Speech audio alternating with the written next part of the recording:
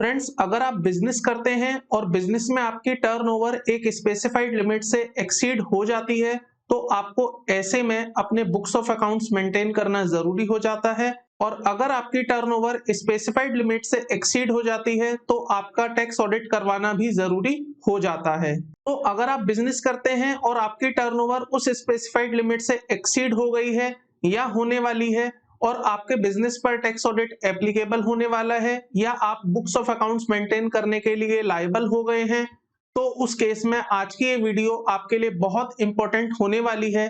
क्योंकि आज की इस वीडियो में मैं आपको बताने वाला हूं कि कब कब आपको अपने बुक्स ऑफ अकाउंट्स मेंटेन करने होंगे, कब आपको टैक्स ऑडिट करवाना होगा, ऐसा क्या कर सकते हैं जिससे कि आप टैक्स ऑडिट कराने से बच जाएं, और ऐसे कौन कौन से सेक्शंस हैं, ऐसे कौन कौन से प्रोविजंस हैं जिसके बेस पर आप अपनी आईटीआर फाइल कर सकते हैं, वो भी बिना किसी बुक्स ऑफ अकाउंट्स के बनाए। तो वीडियो पर बने रहिएगा, वीडियो को शुरू से लेकर आखिरी तक पूरा देखिएगा ताकि आपको एक एक पॉइंट अच्छे से समझ आ पाए कि आखिर कब आपको टैक्स ऑडिट कराना है, कब आप टैक्स ऑडिट से बच सकते हैं, कैसे आप अपनी आईटीआर फाइल कर सकते हैं बिना किसी बुक्स ऑफ अकाउंट्स के मेंटेन करते हुए। तो चलिए आज की इस वीडियो को शुरू कर लेते हैं। बात करते हैं टैक्स ऑडिट के बारे में, बुक्स ऑफ अकाउंट्स के बारे में और उन सेक्शंस के बारे में जहां पर आप बिना बुक्स ऑफ अकाउंट्स के अपनी आईटीआर फाइल कर सकते हैं, जिनको कि हम प्रिजम्पटिव टैक्सेशन सिस्टम के नाम से जानते हैं। सो फ्रेंड्स, हम बात कर रहे हैं tax audit limit for the financial year 1920, जिसका कि असेसमेंट ईयर होता है 2021।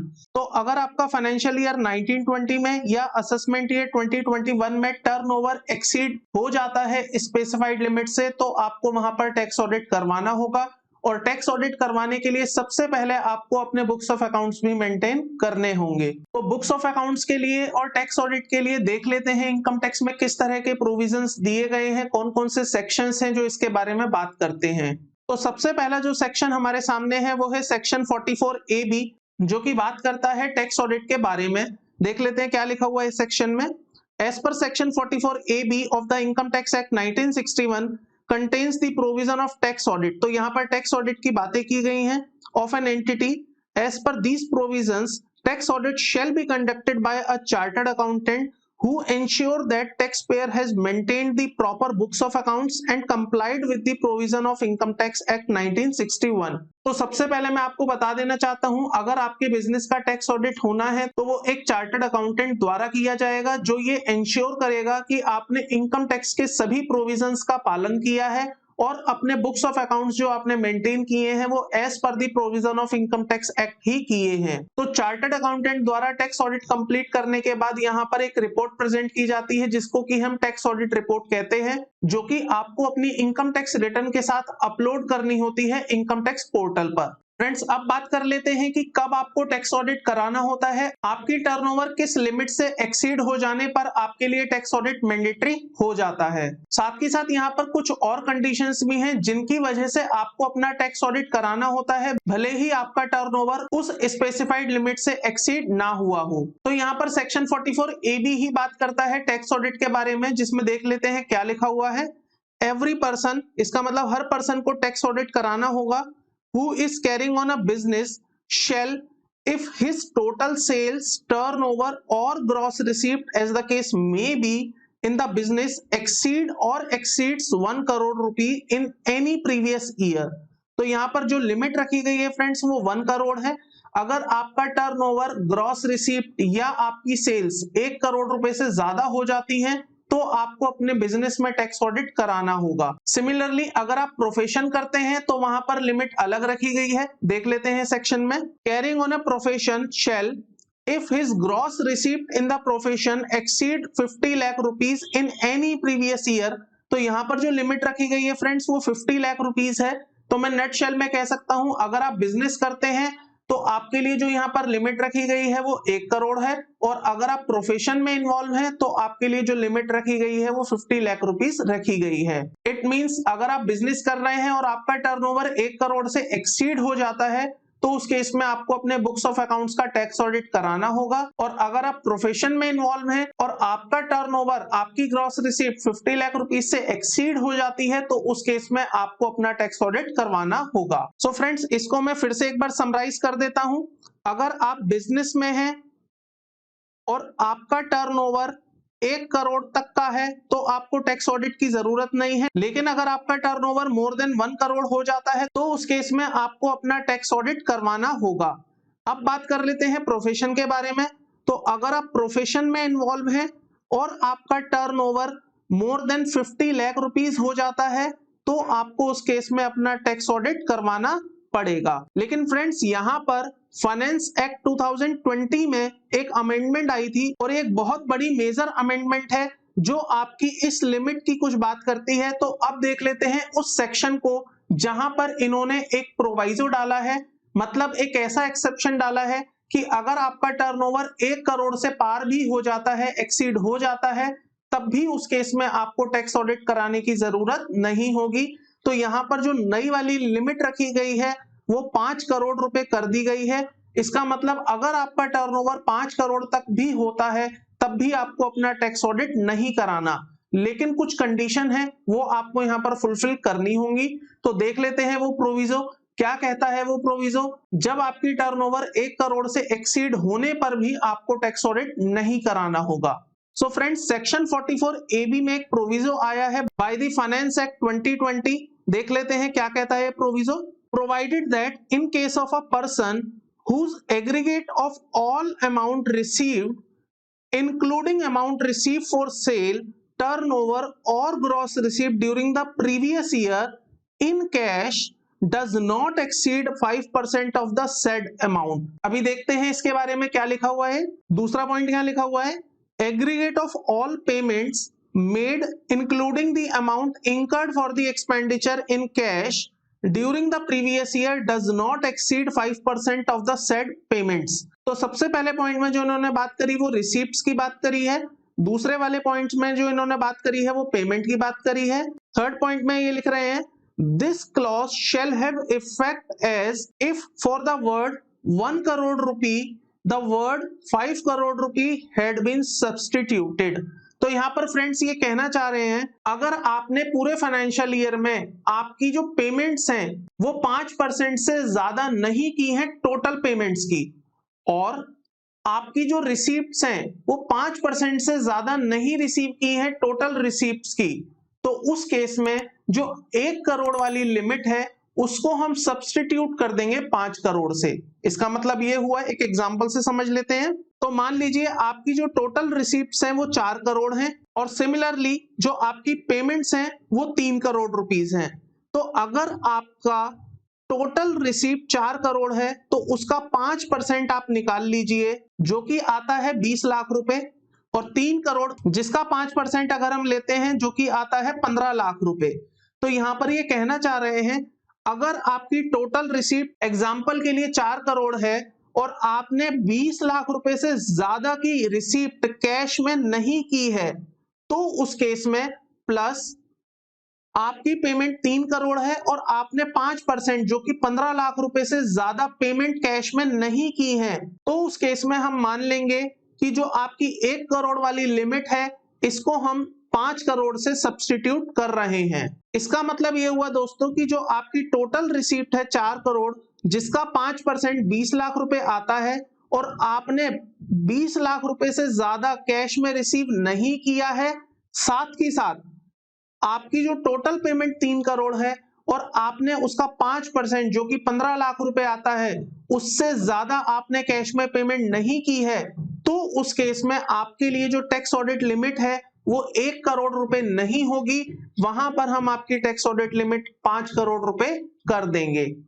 मैं फिर से एक बार बता देता हूं, आपकी टोटल रिसीप्ट का 5% से ज्यादा आपको कैश में रिसीव नहीं होना चाहिए, आपकी टोटल पेमेंट का 5% से ज्यादा आप कैश में पेमेंट नहीं करने चाहिए, तो उस केस में आपके लिए जो टैक्स ऑडिट लिमिट रखी गई है वो 1 करोड़ नहीं 5 करोड़ रुपए रखी गई है। तो मान लीजिए आपने अगर 5% से ज्यादा कैश रिसीव कर लिया टोटल रिसीप्ट का या 5% से ज्यादा कैश पे कर दिया टोटल पेमेंट्स का, तो उस केस में आपके लिए 5 करोड़ की लिमिट नहीं होगी, फिर वहां पर आपके लिए 1 करोड़ की ही लिमिट रखी जाएगी for the purpose of tax audit. So यहां पर फिर से एक बार देख लेते हैं सेक्शन में क्या लिखा हुआ है। provided that in case of a person whose aggregate of all receipts including amount received for the sale, turnover or gross received during the previous year in cash does not exceed rupees 5% of the said payment। मतलब ये बात करता है receipt की। उसके बाद aggregate of all payments made including amount incurred for the expenditure in cash during the previous year does not exceed 5% of the said payment। इसका मतलब ये बात कर रहा है पेमेंट्स की। तो उस केस में जो आपकी 1 करोड़ रुपए की लिमिट है उसको हम चेंज कर देंगे और वहां पर हम 5 करोड़ रुपए की लिमिट लगा देंगे for the purpose of tax audit. So दोस्तों मैं फिर से एक बार आपको बता देना चाहता हूं, अगर आप टैक्स ऑडिट करवाना चाहते हैं और आपके ऊपर टैक्स ऑडिट एप्लीकेबल हो जाता है तो सबसे पहले आपको अपने बुक्स ऑफ अकाउंट्स मेंटेन करने होंगे, क्योंकि बिना बुक्स ऑफ अकाउंट्स के आप अपना टैक्स ऑडिट नहीं करवा पाएंगे। और अगर आप बुक्स ऑफ अकाउंट्स मेंटेन करने से बचना चाहते हैं और आप चाहते हैं कि आप बुक्स ऑफ अकाउंट मेंटेन किए बिना अपने बिजनेस की आईटीआर फाइल कर पाएं, तो यहां पर आपको 3 स्पेसिफिक सेक्शंस हैं जहां पर फायदा मिल सकता है, जो कि कुछ इस तरह से हैं जिसके बारे में मैं आपको डिटेल में इसी वीडियो में बताऊंगा। और इनको हम कहते हैं प्रिजम्पटिव टैक्सेशन सिस्टम। तो इसके अंदर जो सबसे पहला सेक्शन हमारे सामने आता है वो है सेक्शन 44 AD, दूसरा सेक्शन है हमारे सामने section 44 ADA and third number पर सेक्शन है 44 AE। तो देख लेते हैं अब एक एक करके इन सेक्शंस के बारे में कि कैसे आप इन सेक्शंस को यूज करते हुए बिना बुक्स ऑफ अकाउंट्स मेंटेन किए, बिना टैक्स ऑडिट कराए आप अपनी आईटीआर फाइल कर पाएंगे। तो सबसे पहला सेक्शन जो हमारे सामने है सेक्शन 44 AD। तो देख लेते हैं सेक्शन में क्या लिखा हुआ है, किस तरह से सेक्शन अप्लाई होता है, किन लोगों के ऊपर ये सेक्शन एप्लीकेबल हो सकता है। तो यहाँ पर लिखा हुआ है N eligible assessee engaged in the eligible business. तो सबसे पहले हमें समझना होगा कि कौन से एलिजिबल एसएससी हैं और कौन से एलिजिबल बिजनेस हैं। देख लेंगे इसी वीडियो में आगे कि कौन कौन से हमारे एलिजिबल एसएससी होते हैं और कौन कौन हमारे एलिजिबल बिजनेसेस होते हैं। So an eligible assessee engaged in eligible business a sum equal to 8% of the total turnover or gross receipt of the SSC in the previous year on account of such business, or as the case may be, a sum higher than the aforesaid sum claimed to have been earned by the eligible SSC shall be deemed to be the profit and gain of such business chargeable to tax under the head PGBP, profit and gains of business and profession. तो इस section का एक बार analysis समझ लेते हैं, section क्या कहना चाहता है। ये सेक्शन सिंपली ये बात करता है कि जो भी आपका टोटल टर्नओवर है, जो भी आपका टोटल रिसीप्ट है या जो भी आपकी टोटल सेल्स है, अगर आप उसका 8% एज्यूम कर लेते हैं प्रॉफिट है या उससे ज्यादा, तो उस केस में हम इसको प्रॉफिट एज्यूम कर लेंगे और इसी अमाउंट को हम अंडर पीजीबीपी हेड टैक्सेबल कर देंगे। तो एग्जांपल के लिए समझ लेते हैं, मान लीजिए आपका टोटल रिसीप्ट 90 लाख रुपए आता है, टोटल टर्नओवर या total sale as the case may be, तो उसका 8% आपको यहाँ पर प्रॉफिट मानना होगा, जो कि 7,20,000 रुपए हो जाता है। और इस अमाउंट पर ही आपको अपना टैक्स पे करना होगा, जो भी आपका टैक्स यहाँ पर बनता है। सिमिलरली अगर आपका मान लीजिए यहाँ पर टर्नओवर 60 लाख रुपए हो जाता है, तो आप उसका 8% जो भी अमाउंट यहाँ पर निकल के आएगा, लेट्स से 5,40,000, तो आपको इसे ही अपना प्रॉफिट एज्यूम करना होगा और इस पर जो भी आपका टैक्स बनता होगा आप अकॉर्डिंगली वो टैक्स पे करेंगे under the head PGBP. Friends यहाँ पर एक चीज जो ध्यान रखने वाली है वो ये है कि सेक्शन ने आपको 8% कम से कम दिखाने को बोला है। अगर आप ज्यादा डिक्लेयर करना चाहते हैं तो आप ज्यादा भी डिक्लेयर कर सकते हैं। तो मान लीजिए कोई एसएससी अगर ये कहता है कि मेरा 90 लाख रुपए का टर्नओवर है जिस पर 8% के हिसाब से 7,20,000 रुपए प्रॉफिट आता है, लेकिन अगर वो इस 90 लाख रुपए में 10 लाख रुपए रिपोर्ट करना चाहता है एज ए प्रॉफिट, तो वो ऐसा कर सकता है। यहाँ पर सेक्शन इस बात के लिए कोई रेस्ट्रिक्शन नहीं लगाता।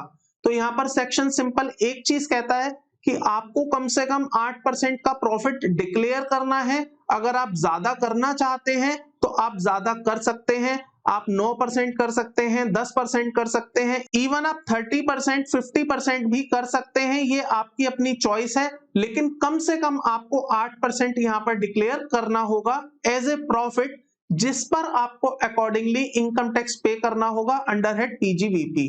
तो दोस्तों इस सेक्शन में एक प्रोवाइजो है, अब देख लेते हैं ये प्रोवाइजो क्या कहता है। तो यहाँ पर जैसे ही आप देखेंगे आपको यहाँ प्रोवाइजो मिलेगा, provided that this subsection shall have effect as if for the word 8% the word 6% had been substituted। तो अभी जो हमने 8% की बात करी है उसको 6% से बदल दिया जाएगा, मतलब वहां पर आपको 8% जो लेना होता था आप उसे 6% लेंगे। कब, देख लेते हैं। in respect of the amount of total turnover or gross receipt which is received by an account pay check or an account pay bank draft or use of an electronic clearing system through a bank account। तो यहाँ पर दोस्तों ये simple सी एक चीज कहना चाहते हैं, मान लीजिए आपका टर्नओवर है 90 लाख रुपए और 90 लाख रुपए में आपका जो टर्नओवर हुआ है वो दो तरह से हुआ है, एक कैश में और एक अदर देन कैश में। तो अदर देन कैश वाला मान लेते हैं आपका टर्नओवर है 50 लाख रुपए और कैश वाला आपका टर्नओवर है 40 लाख रुपए। तो यहाँ पर ये कहना चाहते हैं कि जो आपका अदर देन कैश वाला टर्नओवर है जो कि 50 लाख रुपीस है, इस पर आप 6% का प्रॉफिट ले सकते हैं और जो आपका कैश वाला टर्नओवर है इस पर आपको 8% का ही प्रॉफिट लेना होगा। तो यहाँ पर सिंपली इन्होंने क्या बोला कि जितना अमाउंट आपके टर्नओवर में इंक्लूड है जो कि अदर देन कैश की वजह से आया है, जैसे बैंक ड्राफ्ट से आया है, चेक से आया है, इलेक्ट्रॉनिक क्लियरिंग से आया है, अकाउंट पे चेक से आया है, तो उस अमाउंट पर आपको 8% लेने की जरूरत नहीं है, वहां पर आप 6% का अमाउंट एज ए प्रॉफिट ले सकते हैं और जो कैश वाला आपका कंपोनेंट होगा उस पर आपको 8% ही प्रॉफिट लेना होगा। तो सबसे पहले इसमें आपको क्या करना होगा, आपको अपने टर्नओवर को दो पार्ट्स में डिवाइड करना होगा कि इसमें कितना टर्नओवर आपका कैश की वजह से आया और कितना टर्नओवर आपका अदर देन कैश की वजह से आया है। तो जो टर्नओवर आपका कैश आया उस पर आप 8% का प्रॉफिट एज्यूम करेंगे कम से कम, और जो टर्नओवर आपका अदर देन कैश की वजह से आया उस पर आप कम से कम 6% का प्रॉफिट ले सकते हैं अगर आप सेक्शन 44 एडी के अंदर अपनी रिटर्न फाइल कर रहे हैं। इसका मतलब आप सेक्शन 44 एडी में प्रिजम्पटिव टैक्सेशन सिस्टम फॉलो करते हुए अपनी आईटीआर फाइल कर रहे हैं। और दोस्तों सबसे खास बात यहाँ पर यह है कि आपको यहाँ पर कोई बुक्स ऑफ अकाउंट्स नहीं बनाने, इवन आप यहाँ पर बिना अपना टैक्स ऑडिट करवाए भी आईटीआर को फाइल कर पाएंगे। देयर इज नो नीड कि आप बुक्स ऑफ अकाउंट्स बनाएं and there is no need कि आप अपने बुक्स का टैक्स ऑडिट करवाएं, क्योंकि यहाँ पर आपको बुक्स ही नहीं बनानी है तो टैक्स ऑडिट का तो कोई सवाल ही नहीं उठता है। सो फ्रेंड्स अब देख लेते हैं कौन कौन से एसएससी हैं जो इस वाले सेक्शन का फायदा उठा सकते हैं, जिनके लिए सेक्शन एप्लीकेबल है। क्योंकि जैसा कि आपने देखा हमने सबसे पहले पढ़ा था एलिजिबल एसएससीज और एलिजिबल बिजनेसेस, तो जो एलिजिबल एसएससी हैं और जो एलिजिबल बिजनेस हैं वही इस सेक्शन का यूज कर पाएंगे। तो अब हम देख लेते हैं कौन कौन से बिजनेस एलिजिबल हैं इस सेक्शन के लिए और कौन कौन से एसएससी एलिजिबल हैं इस सेक्शन के लिए। तो सबसे पहले बात कर लेते हैं एलिजिबल एसएससीज की। तो यहाँ पर जो एसएससीज एलिजिबल हैं उसमें सबसे पहले दिया है एन इंडिविजुअल, सेकंड नंबर पर एचयूएफ एंड थर्ड नंबर पर partnership firm who is a resident but not a limited liability firm. तो ये वाला जो सेक्शन है दोस्तों वो इंडिविजुअल्स को दिया जा रहा है, एचयूएफ को दिया जा रहा है और पार्टनरशिप फर्म्स को दिया जा रहा है। एलएलपी इसमें इंक्लूड नहीं है, इसका मतलब ये सेक्शन एलएलपी के लिए अवेलेबल नहीं है, ये सेक्शन केवल इंडिविजुअल, एचयूएफ और पार्टनरशिप फर्म्स के लिए ही एलिजिबल है। और पार्टनरशिप फर्म्स भी कौन सी वाली, रेजिडेंट वाली। एलएलपी को यहाँ पर एक्सक्लूड कर दिया गया है, तो आप इस चीज का खास ध्यान रखें, एलएलपी के लिए ये वाला सेक्शन अवेलेबल नहीं होगा। इसके बाद आते हैं फ्रेंड्स एलिजिबल बिजनेस की, कौन कौन से बिजनेस एलिजिबल हैं इस सेक्शन के लिए। तो यहाँ पर लिखा हुआ है एनी बिजनेस एक्सेप्ट, तो यहाँ पर ध्यान रखने वाली बात है कोई सा भी business except the business of plying, hiring और leasing of goods carriage refer to in section 44 AE। तो जो बिजनेस सेक्शन 44 AE में डिफाइन कर दिए गए हैं उन बिजनेसेस को छोड़कर अगर कोई और बिजनेस है वो सारे बिजनेस इस वाले सेक्शन में कवर हो जाएंगे और वो अपनी आईटीआर फाइल कर पाएंगे by using the section 44 AD। इसके बाद एक और चीज लिखी हुई है यहाँ पर whose total turnover or gross receipt in the previous year does not exceed an amount of ₹2 crore। तो दोस्तों ये एक बहुत इंपॉर्टेंट एस्पेक्ट है, आपको ध्यान रखना है। अगर आप सेक्शन 44 AD में आना चाहते हैं तो आपका जो टर्नओवर है वो 2 करोड़ रुपए से एक्सीड नहीं होना चाहिए। इसका मतलब अगर आपका टर्नओवर 2 करोड़ रुपए तक है तो ही आप इस सेक्शन का यूज कर पाएंगे, इस सेक्शन को अप्लाई कर पाएंगे। अगर आपका टर्नओवर 2 करोड़ रुपए से एक्सीड हो जाता है तो आप प्रिजम्पटिव टैक्सेशन सिस्टम में नहीं आ पाएंगे। तो दोस्तों अगर आप इस सेक्शन को देखेंगे ध्यान से तो यहाँ पर लिखा हुआ है एलिजिबल बिजनेसेस। इसका मतलब ये वाला जो सेक्शन है 44 AD जो सेक्शन है ये केवल और केवल बिजनेसेस को दिया गया है, इसमें प्रोफेशन इंक्लूड नहीं है। तो अगर आप प्रोफेशन में इन्वॉल्व हैं तो आप सेक्शन 44 AD का यूज नहीं कर पाएंगे, और ऐसे में आपके लिए एक दूसरा सेक्शन बनाया गया है जो कि सेक्शन 44 ADA है। तो अब देख लेते हैं सेक्शन 44 ADA क्या कहता है, जो कि केवल और केवल प्रोफेशन वालों के लिए ही बनाया गया है। सो देख लेते हैं सेक्शन में क्या लिखा हुआ है। SSC बीइंग अ रेजिडेंट, इसका मतलब ये सेक्शन केवल रेजिडेंट लोगों के लिए ही एप्लीकेबल होगा। Who is engaged in a profession referred to in subsection 1 of the section 44 AA and whose total gross receipt do not exceed ₹50 lakh। तो यहाँ पर आपको ध्यान रखने वाली चीज ये है 50 लाख रुपीज से ज्यादा आपका टर्नओवर या ग्रॉस रिसीप्ट नहीं होनी चाहिए। In a previous year a sum equal to 50% of the total gross receipt of the SSC in the previous year on account of such profession, or as the case may be a sum higher than the aforesaid sum claimed to have been earned by the SSC shall be deemed to be the profit and gain of such profession and chargeable to tax under the head profit and gains of business or profession। तो यहाँ पर ये क्या कहना चाह रहे हैं दोस्तों, जो भी आपकी टोटल ग्रॉस रिसीप्ट्स हैं उसका कम से कम आपको 50% प्रॉफिट मानना है।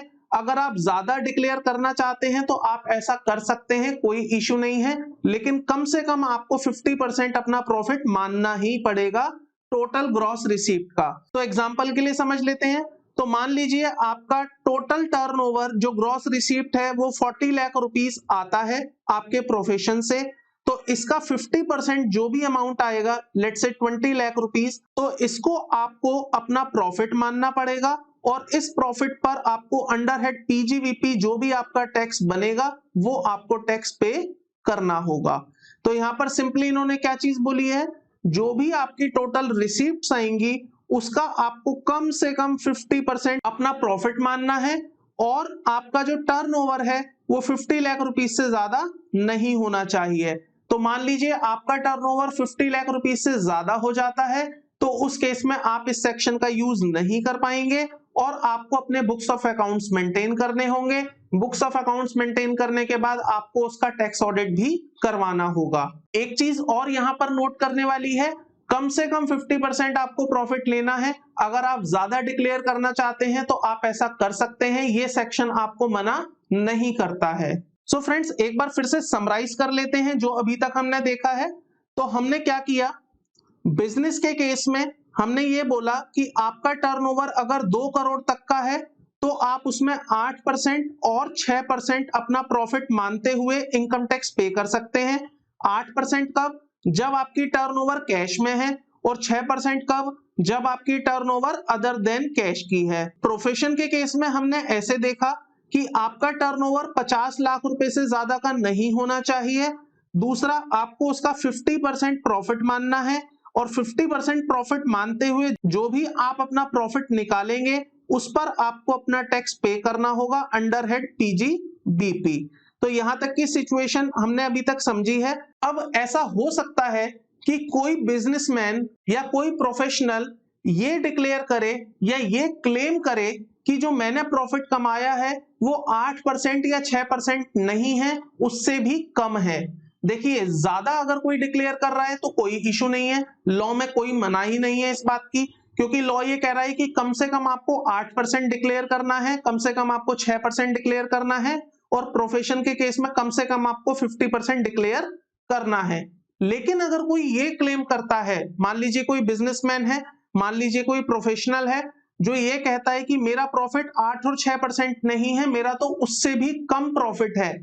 कोई प्रोफेशनल ये कहता है कि मेरा 50% प्रॉफिट नहीं है, मेरा तो प्रॉफिट उससे भी कम है या लॉस है, तो उस केस में वो जो ये दो सेक्शन दिए गए हैं 44AD और 44ADA, इन सेक्शंस को नहीं लगा पाएगा और ऐसे में वहां पर उसके लिए टैक्स ऑडिट मैंडेटरी हो जाएगा। प्लीज नोट माय वर्ड, अगर कोई बिजनेसमैन और प्रोफेशनल ये क्लेम करता है कि मेरा प्रॉफिट 8% या 6% से भी कम है, मेरा profit 50% in case of a profession से भी कम है, तो उस केस में ये वाले दो सेक्शन उन लोगों के लिए एप्लीकेबल नहीं होंगे और वहां पर उन्हें अपने proper books of accounts maintain करने होंगे। बुक्स ऑफ अकाउंट्स मेंटेन करने के बाद उसका टैक्स ऑडिट कराना होगा और टैक्स ऑडिट कराने के बाद उन्हें अपनी रिपोर्ट भी प्रेजेंट करनी होगी। अगर वो ऐसा डिक्लेयर करते हैं कि उनका प्रॉफिट 8 या 6% से कम है या उनका प्रॉफिट 50% से कम है। देख लेते हैं क्या लिखा हुआ है इस सेक्शन में। सो सेक्शन 44AB का ही हम एक्सटेंशन देख रहे हैं यहां पर। Every person carrying on the business shall, if profit and gain of such business are deemed to be the profit and gain of such person under section 44AD or section 44BB or section 44BBB as the case may be, and he has claimed that his income to be lower than the profit or gain so determined to be the profit and gain of his business as the case may be in any previous year, then they required to do tax audit. So friends, यहां पर मैं फिर से आपको बता देना चाहता हूं, अगर आप ये कहते हैं कि मैंने सेक्शन 44AD में अपना इनकम कंप्यूट किया लेकिन मेरा इनकम 8% और 6% एज द केस में भी से भी कम है, तो उस केस में आपको अपना टैक्स ऑडिट करवाना होगा। आप बिना टैक्स ऑडिट कराए यहां पर अपनी ITR फाइल नहीं कर पाएंगे। सिमिलरली प्रोफेशन के केस में बात कर लेते हैं।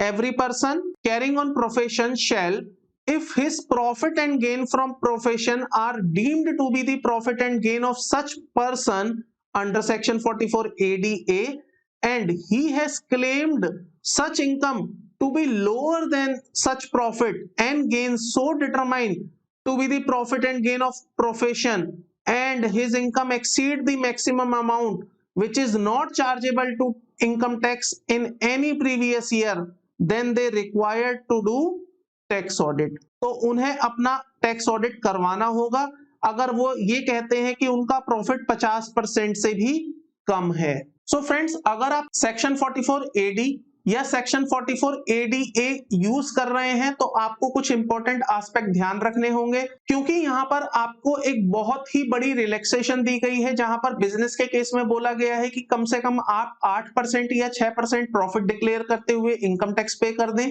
और प्रोफेशन के केस में बोला गया है कि आप 50% प्रॉफिट डिक्लेयर करते हुए उस पर जो भी आपका इनकम टैक्स बनता है आप वो पे कर दें। तो क्योंकि ये एक बहुत बड़ा रिलैक्सेशन आपको दिया गया है, तो यहाँ पर कुछ इंपॉर्टेंट पॉइंट्स हैं जो आपको ध्यान रखने होंगे अगर आप इन सेक्शंस का यूज कर रहे हैं। तो चलिए देख लेते हैं आखिर कौन कौन से वो इंपॉर्टेंट एस्पेक्ट है, कौन कौन से इंपॉर्टेंट पॉइंट हैं जिनका आपको ध्यान रखना है अगर आप इन सेक्शंस में अपनी ITR फाइल कर रहे हैं। तो सबसे पहला जो इंपॉर्टेंट पॉइंट आपको याद रखना है दोस्तों यहाँ पर, वो है no deduction allowed under the provision of section 30 to 38। तो अगर आप इन सेक्शंस का यूज कर रहे हैं, प्रिजम्पटिव टैक्सेशन सिस्टम में अपनी ITR फाइल कर रहे हैं, तो आपको सेक्शन 30 से लेके सेक्शन 38 तक की जो डिडक्शंस मिलती हैं वो आपको यहाँ पर डिडक्शंस नहीं दी जाएंगी। सेकंड नंबर का जो पॉइंट आपको ध्यान रखना है, the written down value of any asset of an eligible business shall be deemed to have been calculated as if the eligible SSC had claimed and had been actually allowed the deduction in respect of the depreciation for each year for the relevant assessment year। तो यहाँ पर ये कहना चाह रहे हैं अगर आप प्रिजम्पटिव टैक्सेशन सिस्टम फॉलो कर रहे हैं, इट मींस आप अपनी बुक्स ऑफ अकाउंट्स नहीं बना रहे हैं, तो ऐसे में आपकी फिक्स एसेट्स की WDV कैसे कंप्यूट की जाएगी। तो यहाँ पर ये कहना चाहते हैं अगर आप अपनी फिक्स एसेट्स की WDV कंप्यूट करना चाहते हैं तो आप ये एज्यूम करके चलिएगा जैसे कि हमने हर साल आपको डेप्रिसिएशन की डिडक्शन दी है और उस अकॉर्डिंगली जो भी आपकी WDV आती है वो WDV आपकी कंसीडर की जाएगी for the purpose of income tax. तो मान लीजिए आपने कोई 1 लाख रुपए की प्लांट एंड मशीनरी खरीदी है और 15% उसका रेट है इनकम टैक्स में, तो आप मान के चलिए हर साल आपको 15% का डेप्रिसिएशन मिल रहा है एंड अकॉर्डिंगली जो भी आपकी डब्ल्यूडीवी बचेगी वो डब्ल्यूडीवी कंसीडर की जाएगी for the purpose of income tax जब आप अपनी आईटीआर प्रेजम्पटिव टैक्सेशन सिस्टम में फाइल कर रहे होंगे। दोस्तों यहाँ पर एक बहुत ही इंपॉर्टेंट नोट है जो आपको ध्यान रखना है, क्योंकि अक्सर यहाँ पर लोग गलती कर रहे हैं प्रेजम्पटिव टैक्सेशन में अपनी आईटीआर फाइल करते वक्त। तो ये इंपॉर्टेंट नोट जो आपको ध्यान रखना है, अदरवाइज आप यहाँ पर एक बहुत बड़ी गलती कर सकते हैं। तो देख लेते हैं क्या लिखा हुआ है इस नोट में। Also the person who has opted for computing profit and gains of business on presumptive basis under the section 44 AD earlier and 5 years have not been lapsed since then, but SSC has opted out of such presumptive income and his income exceeds the ceiling for a chargeability of income tax is also required to get tax audit done। तो यहां पर क्या कहना चाहते हैं समझ लेते हैं इस पॉइंट को। मान लीजिए आप प्रिजम्पटिव टैक्सेशन सिस्टम में आ गए, कभी भी आ गए, और अभी तक आपके 5 साल पूरे नहीं हुए हैं उस सिस्टम में रहते हुए, 5 असेसमेंट ईयर आपके कंप्लीट नहीं हुए, और अब आप उस सिस्टम को छोड़कर नॉर्मल में आना चाहते हैं। आप चाहते हैं कि मैं अब अपनी आईटीआर प्रिजम्पटिव फाइल ना करूं, मैं अपनी नॉर्मल आईटीआर फाइल करूं, नॉर्मल अपनी बैलेंस शीट बनाऊं, नॉर्मल अपना प्रॉफिट एंड लॉस बनाऊं एंड मैं अपनी आईटीआर अकॉर्डिंगली फाइल करूं। तो यहां पर आपको टैक्स ऑडिट कराना जरूरी हो जाएगा। जी हां, प्रिजम्पटिव टैक्सेशन सिस्टम में अपनी आईटीआर फाइल कर रहे थे और आपको 5 साल पूरे नहीं हुए हैं, तो आप जैसे ही प्रिजम्पटिव टैक्सेशन सिस्टम से एग्जिट करेंगे आपको अपनी बुक्स ऑफ अकाउंट्स का टैक्स ऑडिट कराना होगा। आप बिना टैक्स ऑडिट कराए वहां से एग्जिट नहीं हो पाएंगे। तो मान लीजिए आपने 3 साल प्रिजम्पटिव टैक्सेशन सिस्टम फॉलो किया, चौथे साल में आप चाहते हैं मैं नॉर्मल आ जाऊं, तो आपको अपना 4th ईयर में टैक्स ऑडिट कराना होगा। मान लेते हैं आपने 2 साल प्रिजम्पटिव टैक्सेशन सिस्टम फॉलो किया, आप चाहते हैं 3rd ईयर में मैं नॉर्मल आईटीआर फाइल करूं, तो आपको उस केस में अपना टैक्स ऑडिट कराना होगा, अपने books of accounts proper maintain करने होंगे। सो दोस्तों 4th नंबर पर एक इंपॉर्टेंट पॉइंट है जो हमें ध्यान रखना है। The provision of this section, notwithstanding anything contained in the foregoing provision, shall not apply। मतलब ये जो इतने भी हमने सेक्शन पढ़े हैं 44 AD 44 AB, ये अप्लाई नहीं होने वाले हैं किस पर? A person carrying on a profession as referred to in subsection 1 of section 44 AA। तो ये जो सेक्शन है ये उन प्रोफेशंस पर अप्लाई नहीं होगा जिनको कि डिफाइन किया गया है sub section 1 of section 44 double A. दूसरा, a person earning income in the nature of commission और ब्रोकरेज, उन पर यह सेक्शन अप्लाई नहीं होगा। तो अगर आपकी इनकम कमीशन से आती है, ब्रोकरेज से आती है, तो आप 44 AD 44 AD ए का यूज नहीं कर पाएंगे। आपको नॉर्मल तरीके से ही वहां पर अपनी आईटीआर फाइल करनी होगी। And third, a person carrying on any agency business, तो अगर आप कोई एजेंसी बिजनेस करते हैं वहां पर भी आप इस सेक्शन का यूज नहीं कर पाएंगे। सो फ्रेंड्स एक बार समराइज वे में, चार्ट वे में समझ लेते हैं कि कब सेक्शन 44 AD एप्लीकेबल होगा, कब आपको टैक्स ऑडिट कराना है। तो हर तरह का परम्यूटेशन एंड कॉम्बिनेशन मैंने आप लोगों के लिए एक चार्ट फॉर्म में क्रिएट किया है। एक बार समझ लेते हैं इस चार्ट को ताकि आपको एक बेटर अंडरस्टैंडिंग आ जाए और आप उसको अच्छे से समझ पाए कि कब आपके ऊपर टैक्स ऑडिट एप्लीकेबल है, कब आप प्रिजम्पटिव का यूज कर पाएंगे, कब आपके लिए प्रिजम्पटिव वाला ऑप्शन अवेलेबल नहीं होगा। In case of a person engaged in business and opting for presumptive taxation under section 44 AD, तो सबसे पहले देख लेते हैं यहां पर मैंने क्या लिखा हुआ है। Turnover limit for the previous year more than 5 crore. अब देखिए यहां पर मैंने आपको बताया अगर आपका टर्नओवर 5 करोड़ से ऊपर है तो वहां आपको वो 5% of the receipt, 5% of the payment वाला फंडा चेक ही नहीं करना है। यहाँ पर तो स्ट्रेट फॉरवर्ड आपके लिए ना तो 44 AD अवेलेबल होगा, ना नॉन टैक्स ऑडिट वाला केस होगा। यहाँ पर आपको टैक्स ऑडिट करवाना ही पड़ेगा। तो यहाँ पर आपको वो 6% और 8% वाला जो चेक करना है वो एप्लीकेबल ही नहीं होगा, क्योंकि ये सेक्शन आपके लिए एप्लीकेबल नहीं होगा अगर आपका टर्नओवर 5 करोड़ से ऊपर होता है। क्योंकि मैंने आपको बताया आप 6% और 8% वाला प्रॉफिट केवल तभी ले सकते हैं जब आप सेक्शन 44 AD में आ रहे हैं, और सेक्शन 44 AD तभी अप्लाई होता है जब आपका टर्नओवर 2 करोड़ रुपए से ज्यादा नहीं होता। अगर आपका टर्नओवर 2 करोड़ से ज्यादा हो जाता है तो वो सेक्शन आपके लिए वैसे भी इनएलिजिबल हो जाता है। तो उस केस में जहां पर आपका टर्नओवर 5 करोड़ से ज्यादा है तो वहां पर आपको ये 6% 8% चेक नहीं करना है एंड सिंपली ये सेक्शन आपके लिए एप्लीकेबल नहीं होगा। सिमिलरली अगर आपका टर्नओवर 5 करोड़ से ज्यादा होता है तो आपको वहां ये भी नहीं देखना है कि आपका पेमेंट 5% से ज्यादा है, रिसीट 5% से ज्यादा है या नहीं, तो आपके लिए यहाँ पर नॉट एप्लीकेबल हो जाएगा। एंड सिमिलरली आपको यहाँ पर कैश पेमेंट भी नहीं चेक करनी है 5% से ज्यादा, तो ये भी आपके लिए नॉट एप्लीकेबल है। और फाइनली अगर मैं इसका आंसर दूं तो टैक्स ऑडिट आपके लिए एप्लीकेबल है क्योंकि आपका टर्नओवर 5 करोड़ से ज्यादा है। तो 5 करोड़ से ज्यादा में दोस्तों दिमाग नहीं लगाना है, यहाँ पर सिंपल सा फंडा है, ना तो आपको 5% वाला कोई लॉजिक चेक करना, ना आपको प्रिजम्पटिव लगाना, सिंपली यहाँ पर आपको टैक्स ऑडिट कराना है। दूसरा केस देख लेते हैं जहां पर आप कहते हैं टर्नओवर 2 करोड़ से ज्यादा है बट 5 करोड़ तक है। तो 2 करोड़ से ज्यादा टर्नओवर है, आप सेक्शन 44 एडी नहीं लगा सकते, प्रिजम्पटिव आपके लिए नहीं है, ये नॉट एप्लीकेबल हो गया। 5% वाला फंडा आप चेक कर सकते हैं। तो अगर आपकी कैश रिसीव 5% से ज्यादा नहीं है, कैश पेमेंट 5% से ज्यादा नहीं है, तो आपके लिए टैक्स ऑडिट एप्लीकेबल नहीं होगा।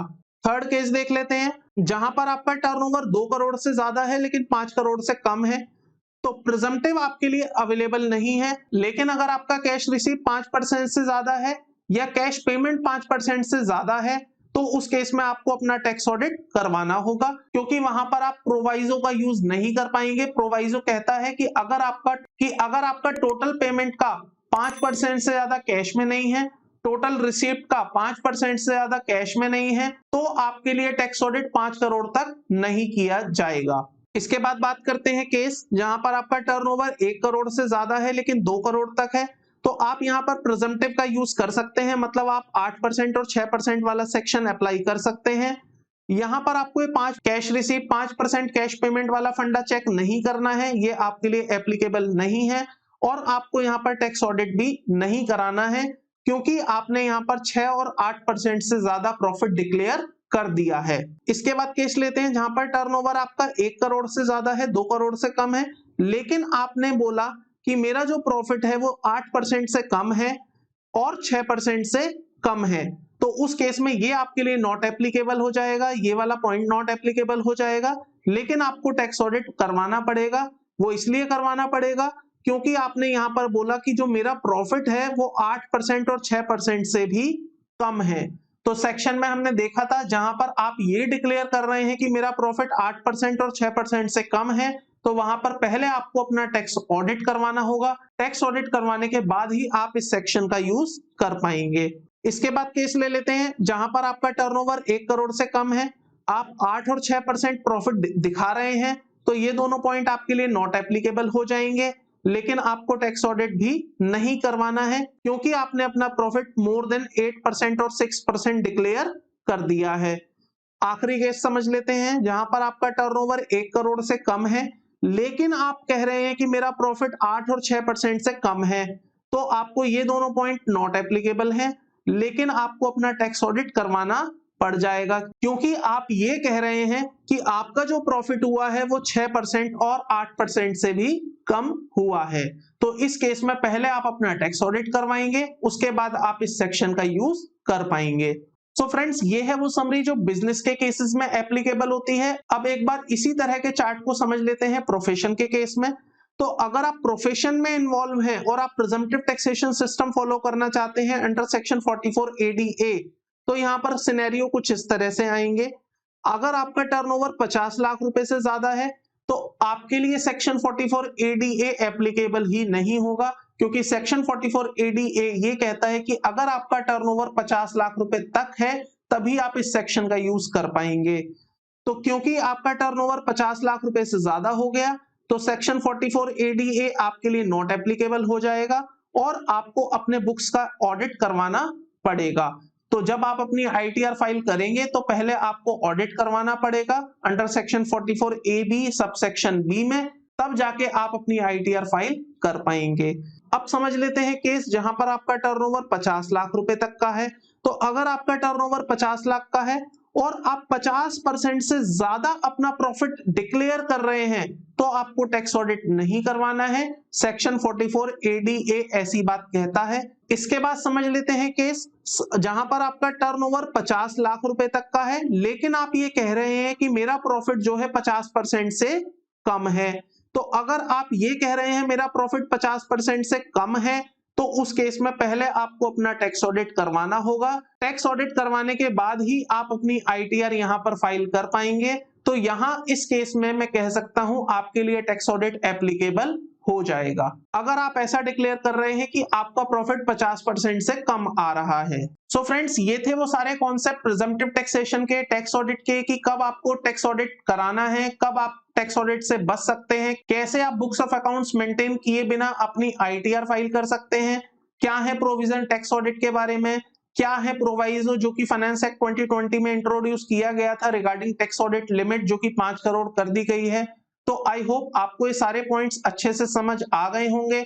अब आप अपने बिजनेस में, चाहे आप अपने बिजनेस के लिए या आप अपने किसी क्लाइंट के बिजनेस के लिए, ये सारे प्रोविजन अप्लाई कर पाएंगे एंड अकॉर्डिंगली आप उन्हें गाइड कर पाएंगे कि आपको कब टैक्स ऑडिट करवाना है, कब आप टैक्स ऑडिट से बच सकते हैं एंड अकॉर्डिंगली आप अपनी ITR प्लान कर सकते हैं। तो अगर आपको इस वीडियो से रिलेटेड या इनकम टैक्स एंड GST से रिलेटेड किसी भी तरह का कोई भी डाउट है, कोई भी क्वेरी है, तो आप मुझसे मेरे दिए गए कॉन्टैक्ट नंबर पर कॉन्टैक्ट कर सकते हैं। आप अपनी क्वेरी मुझे व्हाट्सएप या टेलीग्राम से भेज सकते हैं। इवन आप अपनी क्वेरी मुझे ईमेल कर सकते हैं, मैं आपकी हर क्वेरी को डेफिनेटली आंसर करता हूं। और अगर आप हमसे हमारी पेड सर्विसेज लेना चाहते हैं तो आप हमारी वेबसाइट जो कि है www.rdvconsultancy.com, आप इस पर विजिट कर सकते हैं for better information and for the better clarity on the services जो हम आपको प्रोवाइड कर रहे हैं अंडर पेड कैटेगरी। तो अगर आपको किसी भी तरह का कोई भी डाउट है, क्वेरी है, तो आप मुझे कमेंट बॉक्स में भी अपना डाउट पूछ सकते हैं। मैं डेफिनेटली आपके हर क्वेरी को आंसर करूंगा। दोस्तों, अगर आपको ये वीडियो पसंद आई है तो प्लीज वीडियो को लाइक करिएगा, और अगर आप इस चैनल पर नए हैं तो चैनल को सब्सक्राइब कर लीजिएगा, साथ में बेल आइकन को भी प्रेस कर दीजिएगा ताकि आपको मेरे द्वारा लाई गई लेटेस्ट वीडियोस की नोटिफिकेशन मिलती रहे। मैं इसी तरह की वीडियोस आपके लिए लेके आता रहता हूं। आज की वीडियो में केवल इतना ही था। जल्द ही मिलता हूं एक नई वीडियो के साथ, नए टॉपिक के साथ। तब तक के लिए थैंक यू, बाय बाय।